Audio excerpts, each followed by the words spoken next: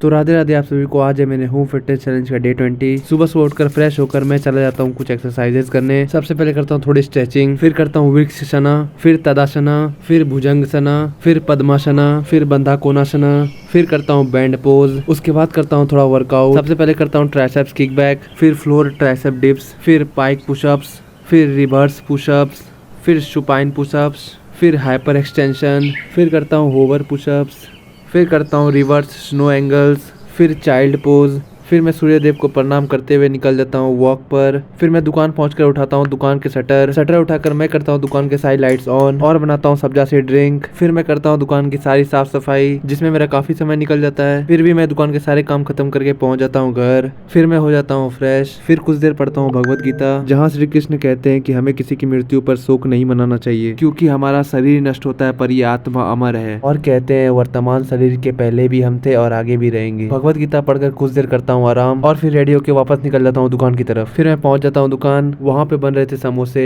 टिकरी, साथ ही खोआ भी। फिर देखता हूँ बीजेपी के एडवर्टाइजमेंट बैन। फिर मैं निकल जाता हूँ मंदिर। वहाँ बन रही थी देवी मैया की मूर्ति। उन्हें प्रणाम करके वापस पहुंच जाता हूँ घर और खाता हूँ रोटी दही। और ये रही मेरी आज की फिजिक। इसी के साथ कर देता हूँ आज का blog and do follow and like for such more blogs.